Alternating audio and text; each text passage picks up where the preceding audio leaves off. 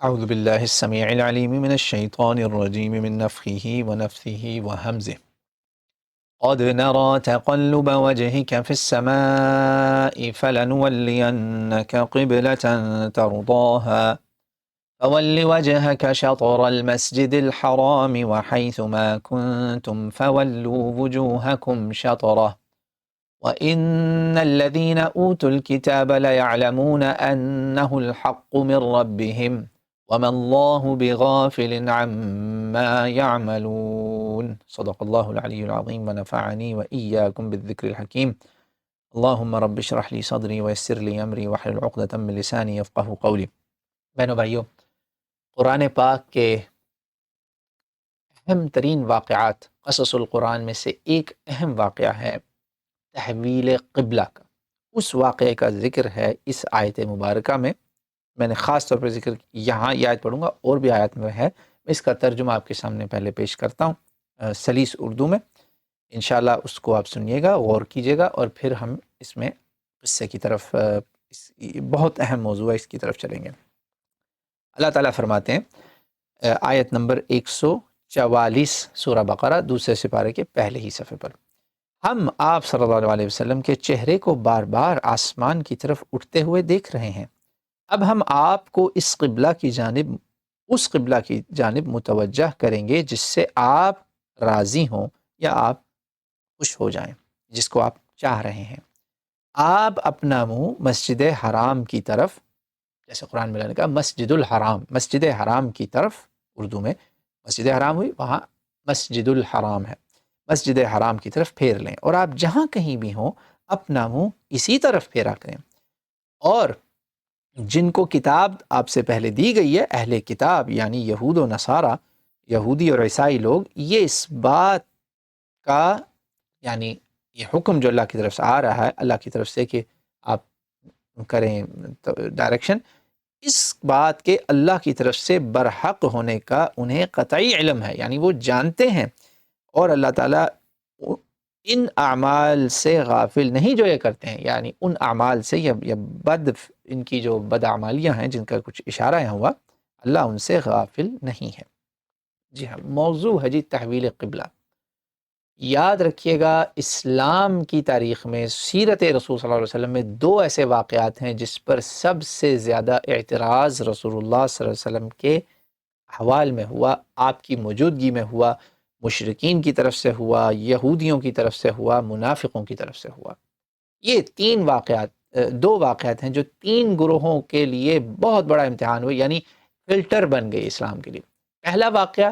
ہجرت سے پہلے کا ہے، مکہ مکرمہ میں ہے۔ دو اس میں چیزیں ہیں، ایک ہے الاسراء، زمین سے زمین کا سفر، بیت اللہ کعبۃ اللہ سے مسجد اقصی القدس شریف کا سفر، اور پھر القدس سے جنت کا سفر۔ اس پر آج بھی ایک اقلیت مسلمانوں میں اس بات کی قائل ہے کہ یہ محض ایک خواب تھا، ریڈکشنسٹ اپروچ ہے ان کے اندر، وہ تعویل کرتے ہیں، اب جو بھی ہے ان کے پاس اس کے دلائل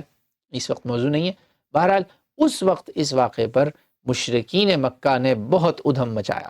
اور جب یہ کام ہوا نا تحویل قبلہ، اس پر یہود اور منافق، یہ دو جماعتوں نے بہت شور مچایا۔ یعنی منافق جو اس سے پہلے ان کی اصلیت نہیں معلوم تھی، یہ ایک طرح سے ایک اور ان کو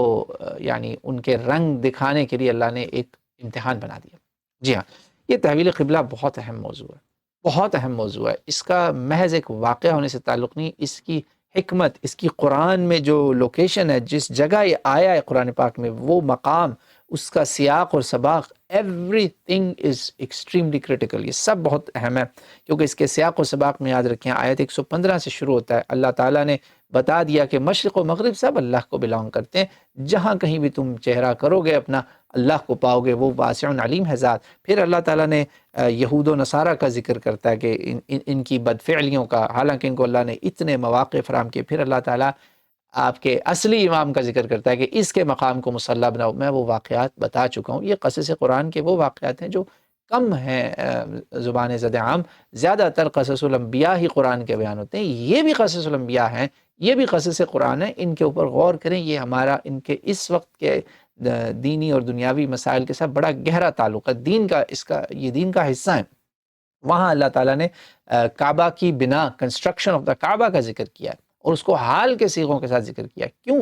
غور کریں۔ اور پھر اللہ تعالیٰ نے یعقوب علیہ السلام کی وصیت بتائی ہے اپنے بیٹوں کو، اور ساتھ یہ بھی بتا دیا کہ تمہارا باپ دادا کا نیک ہونا یا ان کی بڑی بڑے بنگلے فیکٹریاں ہونا، دینی دنیاوی اچیومنٹس مین نتھنگ، تمہارا اس سے کوئی تعلق نہیں ہے، تمہیں اس کا فائدہ تبھی ہوگا جب تم وہ کرو گے جیسے یعقوب نے اپنے بچوں کو کہا کہ میرے اس مشن کو ساتھ لے کے چلنا، مسلمان رہنا، اسلام پہ رہنا، نیک رہنا، صالح رہنا، پھر ہی فائدہ ہے، ورنہ بڑوں کے واقعات کا تمہیں کوئی فائدہ نہیں ہے، یا ان کی اچیومنٹس یا ان کے بڑے بڑے مقام کا تمہیں فائدہ نہیں پہنچنے والا، الا کہ تم موحد رہو، مسلمان رہو، مومن رہو، متقی رہو۔ اللہ موفقنا۔ یہ تھا سیاق و سباق۔ اب تحویل قبلہ جو ہے نا، اس کے بارے میں 3 میجر مسکنسیپشنز ہیں، اور ان ہر ایک کے ساتھ بڑی بڑی مسکنسیپشنز جڑی ہوئی ہیں۔ المشہور بین العلماء وعامت المسلمین، الاغلاط، یعنی بہت ساری غلطیاں کیا ہیں جی؟ 3 ہیں، میں آپ کو وہ جلدی جلدی بتاؤں گا، اور ان کا ابطال کریں گے، ہم پہلے ان کا رد کریں گے تاکہ پہلے ذہن صاف ہو جائیں، پھر جب صفائی ہو جائے گی انشاءاللہ پھر ہم صحیح واقعہ آپ کے سامنے پیش کریں گے، جو قرآن پاک میں آپ نے اس کا ایک چھوٹا سا ایک نمونہ آیت مبارکہ میں دیکھ لیا۔ اچھا جی، 3 غلطیاں کیا ہیں؟ پہلی غلطی کہ رسول اللہ صلی اللہ علیہ وسلم نے مکہ میں القدس شریف کی طرف منہ کیا، لہٰذا القدس قبلہ اول ٹھہرا۔ دوسری بات، یہ غلطیوں کا ذکر ہو رہا ہے جو مشہور ہے علماء میں، اور یہ ایز اے فیکٹس پریزنٹ کی جاتی ہیں۔ دوسری کہ نبی پاک صلی اللہ علیہ وسلم نے 3 بار قبلہ کو بدلا۔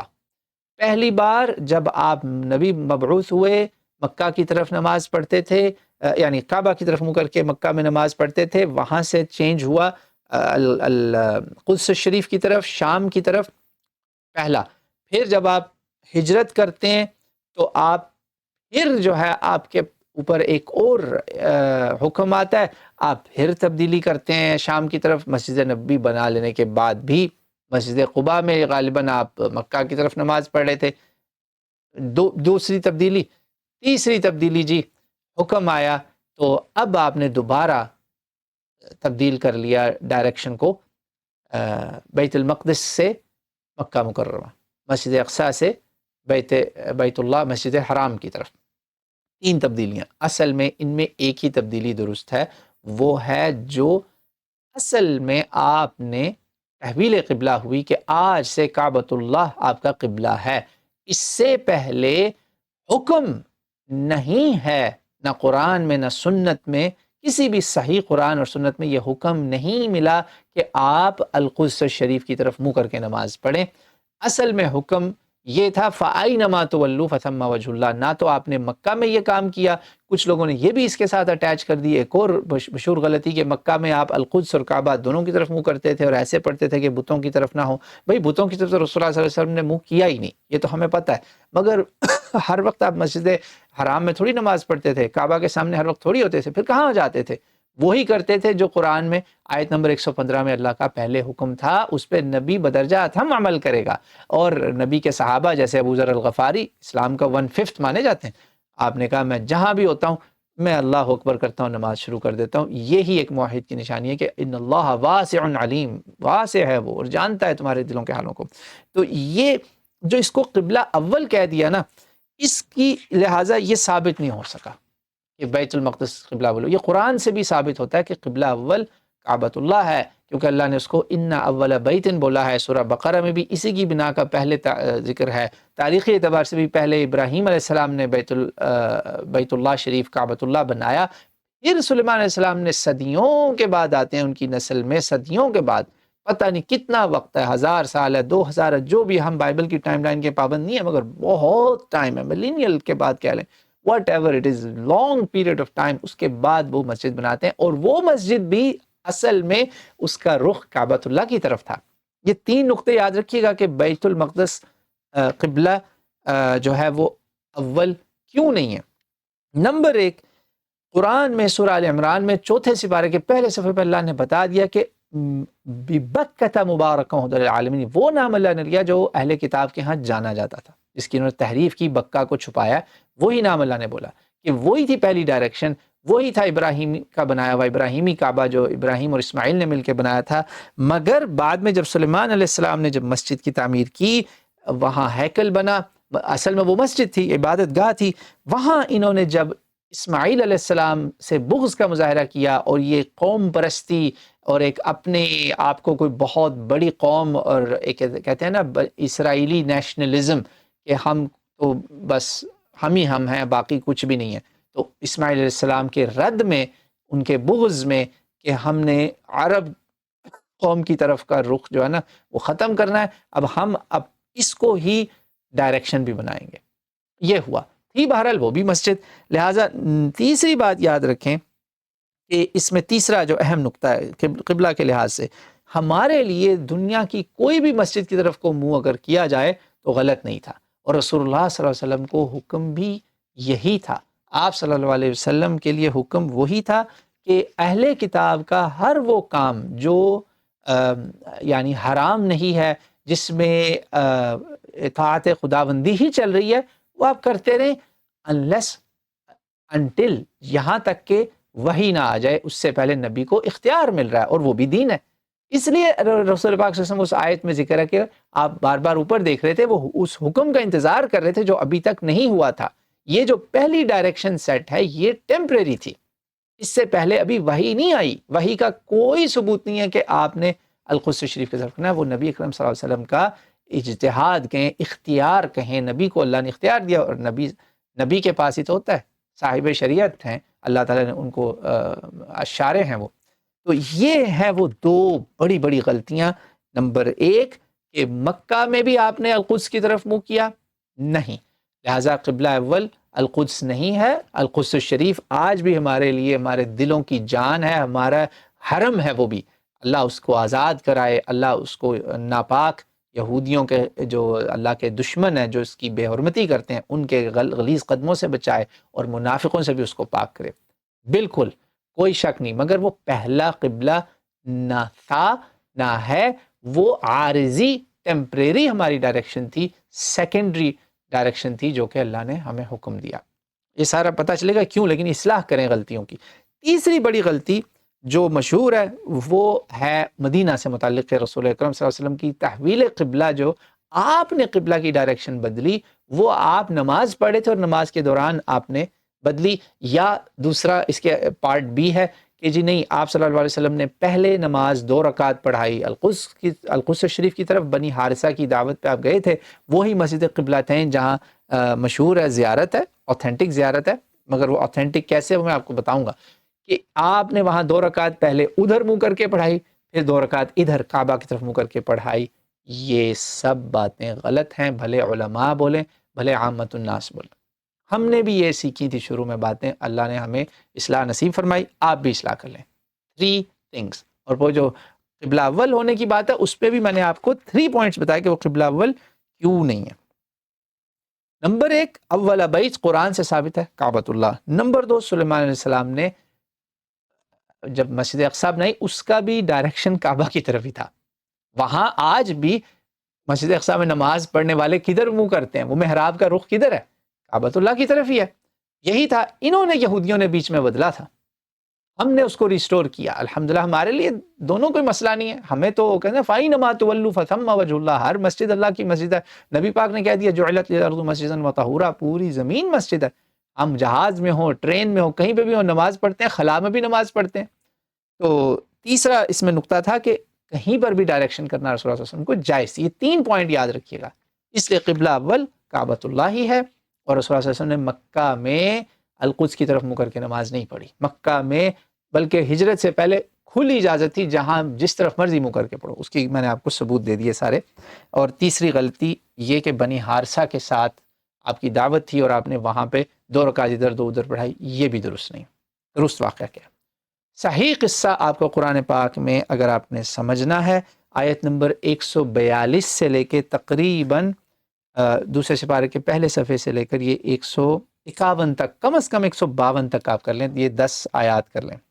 10-11 آیات. اور بھی اچھا اس کا پراپر یعنی پورے کا پورا ربع الحزب جسے کہتے ہیں نا، پراپر مارکنگ لگی ہوئی ہے. وہ ہے دوسرے سپارے کی پہلی آیت سے لے کے سیقول السفہاء، بے وقوفوں کا اللہ نے وہاں ذکر کیا، وہاں قبلے کا ذکر ہے، وہاں سے لیں اور وہاں تک جائیں محتدین تک. بے وقوف ہدایت پانے والے، واضح ہر چیز ہو جائے گی. آگے صفا مروہ کی آیتیں شروع ہوتی ہیں 142 سے 157. یہ ہے قرآن سے. دوسرے اس کے ریفرنسز صحیح بخاری اور صحیح مسلم. سیرت کی کتابوں میں بعض جگہ جھوٹی موضوع روایات آ گئیں جس کی وجہ سے یہ کنفیوژنس پیدا ہوئے کہ رسول اللہ صلی اللہ علیہ وسلم نے نماز کے اندر قبلہ بدلا اور یہ ہوا. نہیں، صحیح جو باتیں ہیں اور صحیح مستند کتابوں میں، صحیح بخاری، مسلم اور سیرت کے جو مستند مرجع ہیں، وہاں آپ کو جو ملے گا واقعہ میں آپ کو وہ بتانے والا ہوں انشاءاللہ. آپ کو بالکل ایز اٹ از مختصراً اپنا واقعہ، اصل واقعہ بتاؤں گا. دیکھیں اتنا جو مس انفارمیشن جب پھیل جائے نا، اس کی صفائی پہلے بڑی ضروری ہے. اب انشاءاللہ بادل چھٹ گئے، جس طرح دین میں ہے لیلھا کنہارھا، اس کی رات ایسے واضح ہے جیسے دن ہے، اسی طرح روشن ہے. تو میں آپ کو یہ بتاؤں گا. قرآن پاک میں یہ آیات ہیں 142 سے 157 تک، تقریباً 15 آیات ہیں، 15-16 آیات، اور 9 چیپٹرز ہیں، 9 ابواب. بخاری شریف میں کتاب التفسیر کے اندر، صحیح بخاری میں کتاب التفسیر، جو کہ by in its own right it's a book by itself, اتنی بڑی. اور امام بخاری کا قرآن سے ایک بڑا خاص تعلق ہے. ان کی کلمات القرآن ہے، غالباً میرے پاس موجود ہے الحمدللہ. بہت بڑا علمی خزانہ ہے، مختصر ہے مگر بہت ہی کام کی چیز ہے. وہ لیں ضرور، عامہ اور علماء دونوں اگر توفیق ہو. اس کا انگلش ٹرانسلیشن غالباً نہیں موجود، عربی میں ہے بہرحال الحمدللہ، وہ ضرور لیں. علماء اور امام تو ضرور وہ اس کو استعمال کریں، بہت بہت کام کی چیز ہے. تو امام بخاری نے اس پہ بہت 9 چیپٹر باندھے. آپ اس سے اندازہ کریں کتنا سیریس میٹر ہے. اور صحیح مسلم میں جو ہے نا کتاب المساجد اور مواضع الصلاۃ، اس میں دوسرا باب ہے، مختصر ہے مگر بڑے کام کی معلومات ہیں. واقعہ جو ہے اس کے 3 سٹیپس میں ہے. رسول پاک صلی اللہ علیہ وسلم نے تقریباً 17 ماہ جب آپ آئے تو یہود بھی القدس کی طرف منہ کر کے نماز پڑھ رہے تھے، اہل کتاب کی طرح. جس چیز میں بھی دین میں کوئی وہ حرام نہیں ہے، اچھا کام ہے، رسول اللہ صلی اللہ علیہ وسلم نے اہل کتاب کے ساتھ جوائن کیا،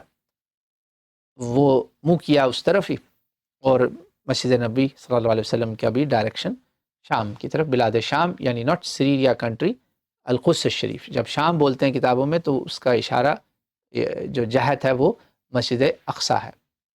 جہاں آج وہ ہیکل گرا کے بنانا چاہتے ہیں. تو اس طرف آپ پڑھ رہے تھے، مگر آپ کے دل میں انتظار تھا، تمنا تھی. میں اس کا اشارہ پہلے کر چکا ہوں کہ میں نے غلطیاں بتائیں تو اللہ تعالیٰ نے کہا میرے حبیب، ہم نے آپ کا چہرہ آسمان کی طرف اٹھنا دیکھ لیا. یعنی آپ کئی بار اللہ تعالیٰ سے منتظر تھے، کہہ نہیں رہے تھے مگر نگاہیں اٹھتی تھیں. وہی حکم ابھی نہیں آیا تھا نا. آج تحویل القبلہ، یہ تحویل القبلہ جو ہے نا، یہ حدیث میں اسی طرح الفاظ بیان ہوئے. یہ ٹرم بھی ہے اور حدیث میں بھی یہ ٹرمینالوجی اللہ نے نبی پاک صلی اللہ علیہ وسلم پہ اتاری حدیث کے الفاظ میں، اور ڈیوائز ہوگی وہاں سے کہ اب قبلہ آپ کا ہونا ہے اسٹیبلش. آپ ٹائمنگ دیکھیں اس کے پہلے کیسے بنی اسرائیل اور قوموں کا ذکر ہو رہا ہے اور کعبے کی کنسٹرکشن کا ذکر ہو رہا ہے، اور اب بات ہونے لگی کہ پہلا وہ جو گھر تھا نا اللہ کے لیے جو بنا تھا، جس کا اللہ نے سورہ آل عمران 4 پارے میں ذکر کیا، اسی طرف اب آپ نے منہ کرنا ہے. وہی ہے جو ابراہیم نے بھی ادھر پڑھی نماز، اسماعیل نے بھی پڑھی، موسیٰ نے بھی وہاں حج کیا، آپ بھی اسی طرف منہ کریں گے. سبحان اللہ. یہ جب حکم آیا تو آپ صلی اللہ علیہ وسلم نے اس وقت صلاۃ عصر تھی، آپ نے صلاۃ العصر، یہ بخاری میں 44-86 سے شروع ہو جاتا ہے واقعہ، صلاۃ العصر کا ٹائم تھا، آپ نے بتا دیا. اور صلاۃ العصر آپ نے مکہ مکرمہ، مسجد الحرام، کعبۃ اللہ المشرفہ، کعبۃ اللہ المعظمہ، اللہ اس گھر کو مزید بڑھوتی دے اس کی تعظیم اور تشریف اور تکریم میں، آپ نے منہ کر کے نماز پڑھائی. اور جماعت تھی صحابہ کی بہت بڑی، انہوں نے نماز پڑھ لی. وہاں سے ایک صاحب نکلے، صحابی رسول صلی اللہ علیہ وسلم، اور وہ انہوں نے منادی کی، ایک جگہ نماز ہو رہی تھی، وہ جگہ ہے مسجد قبلتین. یہ بھی صحیح حدیث ہے، یہ بھی بخاری شریف کے اندر ہے. اور یہ قبلتین جس کو ہم کہتے ہیں، یہ کیوں کہتے ہیں؟ اصل میں یہ بعد میں نام مشہور ہوا نا کہ یہ 2 قبلوں والی مسجد. تو آپ نے یہ جو صحابی رسول تھے انہوں نے وہاں پہ دیکھا کہ وہاں بھی عصر کی نماز ہو رہی ہے، تو انہوں نے وہاں پر اعلان کیا، اور پھر لوگوں نے اس وقت وہ حالت رکوع میں تھے، اور حالت رکوع میں ہی انہوں نے سنتے ہی یہ نہیں پوچھا کہ بھائی آر یو شور، بدل لی ڈائریکشن، حالت رکوع میں بدلی۔ صحابہ کرام نے یہ کام کیا، اللہ اکبر، ایسا اتباع کا نمونہ صحابہ کرام نے پیش کیا، تو پھر رضی اللہ عنہم ورضوا عنہ ہی کہیں گے نا آپ، اللہ اکبر، اللہ ان سے راضی، وہ اللہ سے راضی، نہ کوئی لے تو لعل سے کام نہیں لیا، فوراً بدلے۔ یہ ہے فیز 2 مسجد نبوی۔ پھر مسجد یہ ہے قبلتین، بالکل وہاں ایسے ہوا، مگر رسول اللہ نہیں تھے وہاں پر۔ فیز 3 ایک اور مسجد قبلتین ہے، اور اس پر میں ابھی ویڈیو بنا چکا ہوں، وہ زیارت ہے بہت بڑی، وہاں عمرے کا ثواب ہے، وہ ہے مسجد قباء۔ وہاں تک جب بندہ، وہاں ایک اور صحابی رسول پہنچے تو وہاں فجر کی نماز ہو رہی تھی، اور وہاں پر بھی وہاں پر ایک رکعت ہو چکی تھی، دوسری رکعت باقی تھی، فجر آپ کو پتہ صرف 2 رکعت ہیں، اور وہ حالت رکوع میں تھے، انہوں نے حالت رکوع میں اعلان سنا، کانوں میں پڑ گیا اعلان کہ یہ حکم آ چکا ہے، ڈائریکشن چینج۔ لہٰذا 2 ہیں مسجدیں جہاں قبلے بدلے، نماز کی حالت میں، نماز کی حالت میں قبلے کی تبدیلی ہوئی، اللہ اکبر، کتنی بڑی بات ہے یہ۔ اس کے اوپر میں آپ کو مختصراً 2 احادیث صرف سناؤں گا، صرف 2 احادیث، آپ ان کے متن کو سنیے گا، جو میں نے آپ کو سارا بتایا من نوعاً سارا وہاں پہ موجود ہے۔ پہلی 2 میں نے آپ کو 3 واقعات بتا دیے، مدینہ کا مسجد قبلتین والا عصر کی نماز، اور مسجد قباء کا وہ فجر کی نماز، اور دونوں میں رکوع میں تبدیل۔ میں نے بڑی اس پہ تلاش کیا، الحمدللہ اللہ کے حکم سے مجھے مل گیا کہ یہ بخاری میں نہیں ہے، قباء میں کہ رکوع میں تھے یا نہیں تھے، کہاں تھے، بخاری میں صرف یہ ذکر ہے، یا بخاری کی پہلے آپ سن لیجئے 4486 4492، کافی ساری احادیث ہیں، 9 چیپٹر ہیں، میں آپ کو بتا چکا ہوں۔ ان رسول اللہ صلی اللہ علیہ وآلہ وسلم الى بیت المقدس إلى 16 شهرا أو 17 شهرا، وكان يعجبه أن تكون قبلته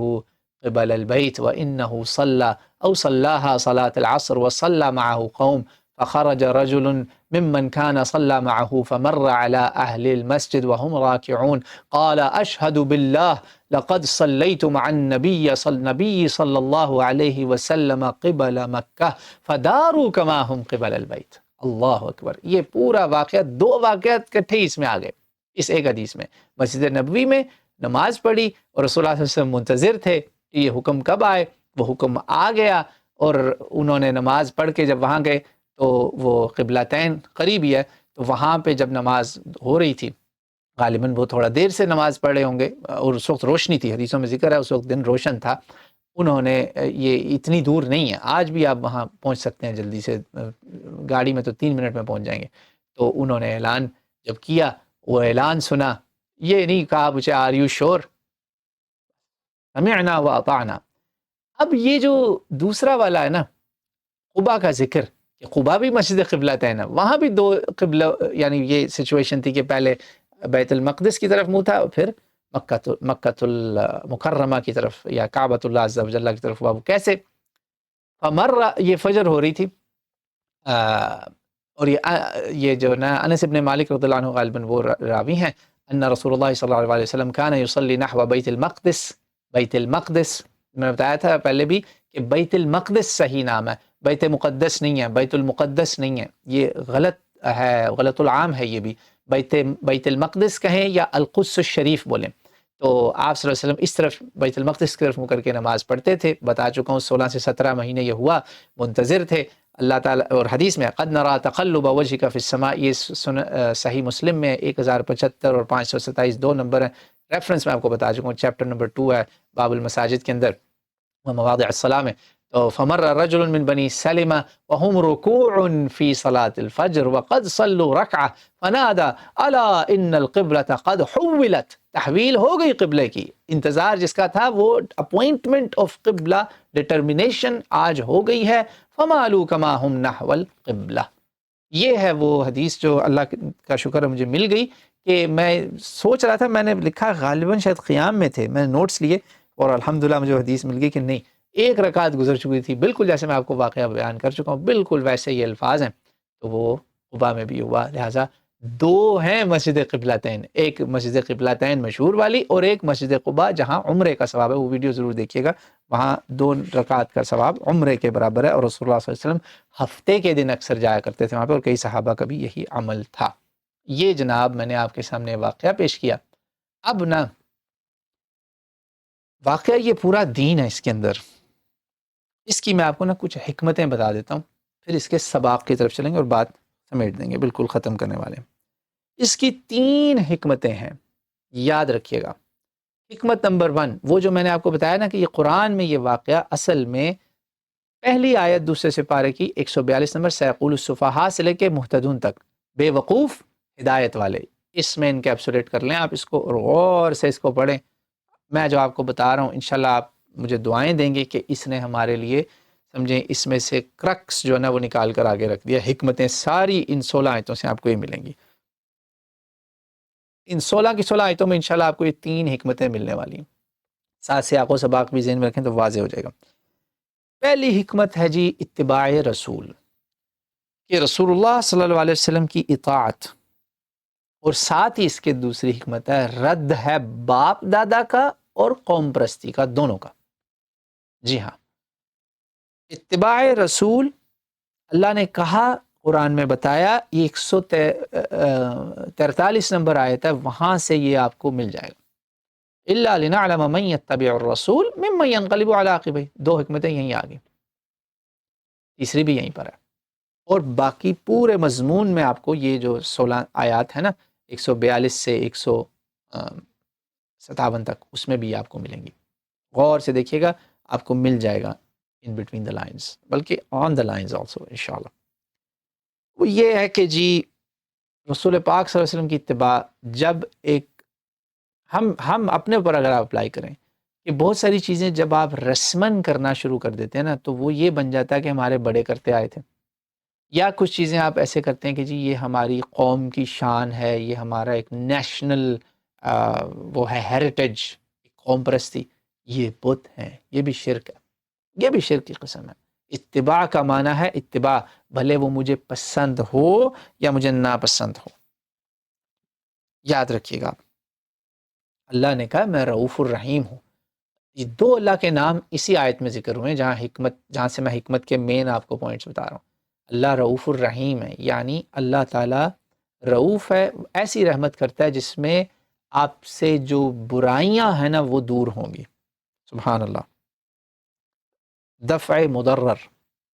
اور رحیم ایسی رحمتیں ہیں، ایسا رحم و کرم ہے جس میں آپ کو فائدے بھی ملیں گے،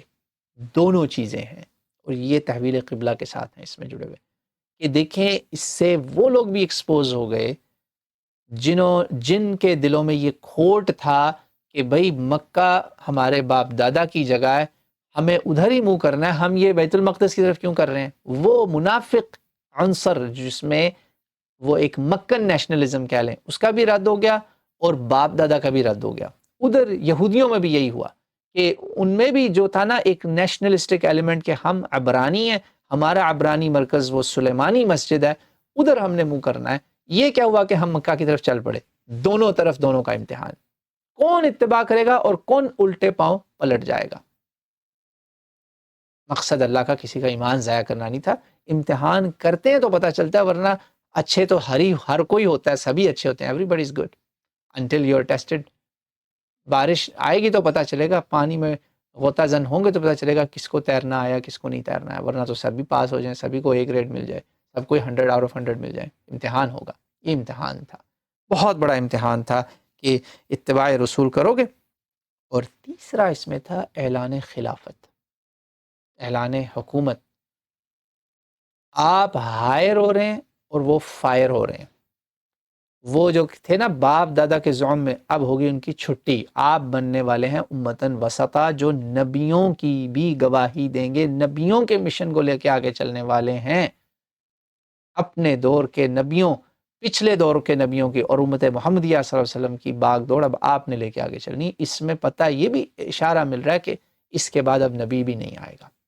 یہ آپ امتن عدلہ بننے والے، امتن وسطا، یہ امتن عدلہ ہے۔ صحیح بخاری کی تفسیر بتا رہا ہوں میں، امام البخاری کی تفسیر بھی ہے، ابن عباس کی تفسیر بھی ہے۔ امتن وسطا کا مطلب یہ نہیں کہ بیچ کے لوگ نہ ادھر کے نہ ادھر کے، اس کا مطلب ہے امتن عدلا، قال اوسطهم الم اقل لکم لولا تسبحون، سورہ قلم میں اس کی تفسیر ہے، اس سے قرآن سے تفسیر ہوگی۔ تو اللہ نے آپ کو امت وسطہ بنانا تھا، آپ کو خلافت عطا کرنی تھی، اس لیے تحویل قبلہ ہوئی۔ اللہ کرے کہ یہ بات ہمیں سمجھ میں آ جائے۔ یہ ہیں 3 حکمتیں کہ اتباع رسول، رد باپ دادا اور رد قوم پرستی، یہ بتوں کا توڑنا، اس شرک کا رد، اور تیسرا اعلان خلافت کہ اب بنی اسحاق کے پاس حکومت نہیں رہے گی، فضلناکم علی العالمین دے دیا تھا، تم نے اس کو جو نا اپنے بجائے اس کے کہ تم اس سے اور اللہ کے قریب ہوتے، تم ملعون بن گئے، تم نے اس عہد شکنی کی۔ اب نیا عہد، نیا جو مشن ہے، یا اسی مشن کو نئی قوم، نئے لوگ لے کے جو چلیں گے، وہ ہوں گے اس بنی اسماعیل، اس غریب لڑکے کی قوم سے، اس بنی ہاجر سے، ہاجر کی نسل سے، جو ہاجرہ جس کو ہمارے ہاں لوگ بولتے ہیں، فرس اور عجم سارے ہاجرہ ہی بولتے ہیں، ترک بھی ہاجرہ بولتے ہیں۔ ہاجرہ کا بیٹا اسماعیل، جس کو لوگوں نے سمجھا کہ وہ تو ایک نعوذ باللہ راندہ درگاہ تھا، نہیں، اب وہ چرواہے بغلام حلیم، وہ حلم والے لوگ، وہ اتنے انٹلیکٹ نہیں ہیں، اتنے بڑے سائنٹسٹ اور وہ سمارٹ ایلیکس نہیں ہیں جیسے تمہارے بغلام علیم تھے، ان کی نسل تھی علم والے، بڑے بڑے انٹلیکٹس۔ یہ ہیں سادہ لوگ، بھیڑ بکریاں چرانے والے، خیمہ بستیوں میں رہنے والے، صحراؤں میں رہنے والے، جہاں جگہ ملی اللہ اکبر نماز پڑھنے والے، یہ شوباز منافقت والے لوگ نہیں، ان کو یہ اللہ نے مقام حکومت عطا کرنا ہے۔ یہ ہیں جی اس کی 3 حکمتیں، پورا دین ہے اس میں کیسے اس کو میں مختصر بیان کرتا، بہت لمبا ہو گیا، معذرت چاہتا ہوں، مگر امید ہے اس سے ہمیں فائدہ ہوگا۔ اور جب یہ مادہ ہم میں کلیئر ہو گیا کہ ہمیں ایک مشن لے کے چلنا ہے، اور اتباع رسول ہی در حقیقت اللہ کی اطاعت ہے، جیسے اللہ نے کہا من یطیع الرسول فقد اطاع اللہ، اس کے بعد احکام شروع ہوں گے۔ دیکھیں فوراً صفا مروہ کے احکام شروع ہو گئے، اور وہ حکم پھر بھی قائم رہا کہ یہ قبلہ ایک ڈائریکشن کے لیے تمہارے لیے جہت کا تعین ہوا ہے، جی پی ایس ہے، ایک سمت کا تعین ہوا ہے، نشانی ہے اللہ کی، اب اس نشانی کو سامنے رکھ کے آگے چلتے جاؤ، اتباع کرتے جاؤ۔ اتباع کا بڑا امتحان تمہارا پاس ہو گیا ہے، تم نے قبلہ کو سمجھ لیا کہ اس کی حکمت کیا ہے، تم کسی پتھر کے، کسی عمارت کے پجاری نہیں ہو، تم اس رب کو ماننے والے ہو۔ دین کی یہ جڑ کو سمجھ لو کہ لا نعبد الا اللہ ولا نشرک به شیئا ولا يتخذ بعضنا بعضا اربابا من دون اللہ، اللہ کی جگہ ہم بزرگ اور لوگوں کو اللہ کے برابر نہیں کھڑا کریں گے۔ ہمارے باپ دادا کیا تھے، ہمارے باپ دادا اگر جو نیک کام کرتے تھے ہم اس کے پیچھے چلیں گے، اور کسی قسم کا شرک نہیں کریں گے، صحیح اصلی خالص عبادت صرف اللہ کی کریں گے۔ یہ ہے وہ توحید جو اس پورے قصے میں جو ہے نا وہ مضمر ہے، اس کے اندر چھپی ہوئی ہے، یعنی اس کے اندر مضمر پراپر ورڈ نہیں ہوگا اردو کا، یعنی اس قصے میں پوری، یعنی آپ کو دکھائی دے رہی ہے کہ آپ کو نظر آ رہا ہے کہ بھئی اس میں واقعی یہ پیغام واضح ہے، من یتبع الرسول من ینقلب علی عقبیہ، پیچھے وہی پلٹیں گے جن کے اندر منافقت ہے، جن کے اندر وہ شرک بسا ہوا ہے، کہ کسی کے اندر وہ شرک ہو سکتا ہے کہ بھئی کعبہ ہی ہمارے لیے سب کچھ ہے، ہم کیوں بیت المقدس کی طرف منہ کریں، اور کسی میں وہ شرک ہوگا کہ بھئی ہم کیوں یہ غلاموں کا، یہ غریب لڑکا اسماعیل جو تھا، اس کی جو تھی وہ آباد گاہ جو اس نے آباد کیا شہر، اس کی ماں نے، غریب نے، ہم ادھر کیوں منہ کریں غلام کی طرف، ہمارا کیا لینا دینا، ہم تو بڑے علم والے بڑے لوگ ہیں، ہمارا وہ ادھر ہے۔ سب کا ابطال ہو گیا، سب کا رد ہو گیا اس میں۔ آپ نے یہ جب فلٹر ہو گیا نا، اب آپ کو احکام آئیں گے۔ اب جب احکام آئیں گے تو آپ نوٹ کریں، قرآن کہے گا صفا مروہ پہ جاؤ، قرآن کہے گا عمرہ کرو، قرآن کہے گا صدقہ دو، کیسے دو؟ اتباع الرسول۔ اتباع الرسول کا پہلا بڑا ٹیسٹ، پہلا بڑا فلٹر تھا، جس نے اس کو اپنا سمجھ لیا منہج، بالکل جیسے وہ رکوع کے اندر بدلے دونوں طرف، وہ کامیاب ہو گیا۔ یہ تھا اس کا پورا، جسے کہتے ہیں نا ایک کرکس، اس کا یہ 3 حکمتیں۔ اس لیے آپ نوٹ کریں کہ جب یہ قصہ مکمل ہوتا ہے نا مہتدون پہ، پھر احکام شروع ہوں گے، اور اللہ نے اس کا اعادہ پھر کرنا ہے آیت نمبر 177 میں، کہ یاد رکھنا جیسے میں نے تمہیں پہلے بولا تھا نا، قبلہ، تحویل قبلہ سے پہلے، کعبہ قبلہ مقرر ہونے سے پہلے، کہ مشرق و مغرب جدھر جاؤ گے اللہ کو پاؤ گے، یہاں بھی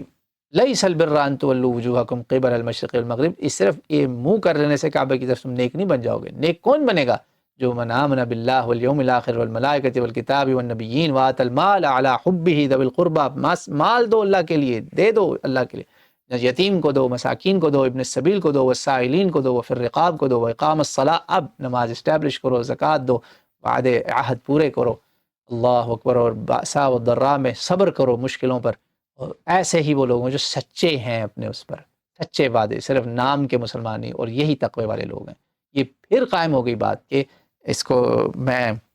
خلاصے کے طور پر ایک شعر پہ بات مکمل کرتا ہوں، ہے پرے سرحد ادراک سے اپنا معبود، قبلہ کو اہل نظر قبلہ نما کہتے ہیں۔ یعنی یہ تو ایک نشانی ہے، یہ اللہ کا حکم ہے۔ جب یہ سمجھ میں آ گئی نا، اس لیے آپ دیکھیں قرآن کی ساری حکمت سمجھ میں آ جائے گی کہ ہر جگہ آپ کو قرآن بار بار مجبور کرے گا کہ اللہ کی اطاعت کرنی ہے تو رسول کے پیچھے چلو، رسول سکھائے گا تمہیں، صلو کما رأیتمونی اصلی، میرے سے خذوا عنی مناسککم لعلی، میں ہو سکتا ہے تمہارے بیچ میں پھر نہ رہوں، نماز پڑھو مجھے دیکھ کے پڑھو جیسے میں پڑھتا ہوں، روزہ جیسے رسول رکھ رہا ہے ویسے آپ نے رکھنا ہے، عبادت کرنی ہے، حج کرنا ہے ویسے کرنا ہے جیسے رسول کر رہے ہیں، زکوٰۃ کو کیسے تقسیم کرنا ہے، کس کو کتنی دینی ہے، یہ رسول آپ کو بتائے گا۔ اس کے لیے پہلا جسے کہتے ہیں نا سبق، یہ تحویل قبلہ کے ساتھ جڑا ہوا سارا، یہ ہے اس کا پورا مکمل موضوع۔ انشاءاللہ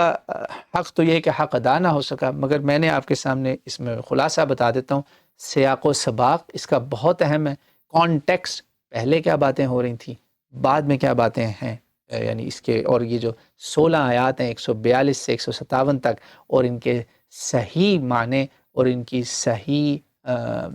حکمتیں اللہ کے حکم سے میں نے آپ کے سامنے رکھ دی ہیں، اور ان کے ساتھ جو مشہور باتیں ہیں جو مسلمانوں میں بہت زیادہ پھیل گئی ہیں، 3 بڑی بڑی مشہور مسکنسیپشنز، ان کا بھی میں نے آپ کے سامنے ایک طرح سے رد کر دیا، آپ کو واضح کر دی کہ پہلے وہ غلطیاں صاف کریں پھر آگے چلیں، آپ کو بالکل واضح ہو جائے گا، جیسے اسے کہتے ہیں نا آپ کے سامنے موتی نظر آئیں گے اللہ کے حکم سے، کہ یہ پورا واقعہ دین کا انتہائی اہم باب ہے، اس کو سمجھے بغیر آگے قرآن کے جو احکام ہیں نا، یہ کرو یہ نہ کرو وہ کرو، سمجھ میں نہیں آئیں گے۔ اور آپ غور کیجئے گا، دوسرے سپارے میں جب تحویل قبلہ کا موضوع مکمل ہوتا ہے نا، اللہ نے بے وقوفوں کا بتا دیا جو کرٹیسائز کریں گے یہ کیا بات ہوئی، اور ان کا بھی ذکر کر دیا جو اس بات کے اوپر سطحی لوگ ہیں نا، کہ وہ سٹک ہیں بیسیکلی سطحی باتوں پر، چیز کی اسپرٹ کو، روحانیت ان کے پیچھے جو چھپی ہوئی اسپرٹ ہے ان کاموں کے پیچھے، اس کو نہیں سمجھ پائے۔ اگر وہ اسپرٹ کو سمجھتے تو کبھی بھی تحویل قبلہ کو کرٹیسائز نہ کرتے، اور یہ آج بھی ویلڈ ہے۔ بہت سارے لوگ آج بھی دین کی ظاہری چیزیں جن کے اندر بعض دفعہ وضع کا اختلاف ہو گیا، کسی نے نماز میں ہاتھ یہاں باندھ دیے، انہی چیزوں پہ پھنسے رہتے ہیں، دین کی اسپرٹ کے اوپر جو ہے نا وہ آتے ہی نہیں۔ اللہ نے یہ ان سب کی طرف اشارہ ہے، اور اس چیز کی طرف ہماری توجہ دلائے گی کہ یہ بات کلیئر کر لو کہ تمہارا دین 2 ہی چیزوں میں آنا ہے، حکم ربی، حاکم وہی ہے، لیجسلیٹو اتھارٹی وہی ہے اللہ، اور اس کو اسٹیبلش کرنا ہے، کیسے کرنا ہے، وہ رسول ہے، صاحب شریعت یعنی شارع علیہ الصلاۃ والسلام، شارع علیہ الصلاۃ والسلام۔ اور آپ اب اگر اس کو سمجھ گئے تو پھر امت عدلہ بن جائیں گے، امت وسطہ بن جائیں گے، انصاف والی امت بن جائیں گے، you will be the nation of justice. اور اس لیے آپ نوٹ کریں اس کے آگے، سبحان اللہ، جب یہ مکمل ہوتا ہے نا موضوع، اتنے احکام آئیں گے، it's like one after other, ایک ایک آیت میں 5 7 حکم آ رہے ہیں، غور کیجیے گا، صرف دوسرے بارے میں، اور بقرہ کے اینڈ تک چلتے جائیں، آپ کہیں گے اللہ اکبر، واقعی اس سے پہلے تو احکام تقریباً نہ ہونے کے برابر ہیں۔ تحویل قبلہ اتنا اہم موضوع ہے، اس اللہ کے حکم سے یہ میں نے اس کو بیان کیا، اور میں بالکل اس کو اتنا آگے نہیں لے کے جانا چاہتا تھا، مگر یہ بات پھیل گئی۔ امید ہے کہ اس کے پھیلنے سے ہمارے دلوں میں اس کا فائدہ ہی ہوگا، نقصان نہیں ہوگا انشاءاللہ تعالیٰ۔ You will always be on a win win. غور کیجیے گا، کوئی بات نہ سمجھ آئے ضرور پوچھیے گا۔ اللہ تعالیٰ ہمیں قرآن کے ان واقعات کو، اور سنت میں جس طرح یہ واقعات بیان ہوئے، ان کو سمجھنے، پڑھنے، سمجھنے اور عمل کرنے کی توفیق عطا فرمائے۔ وما علینا الا البلاغ المبین۔ والسلام علیکم ورحمۃ اللہ وبرکاتہ۔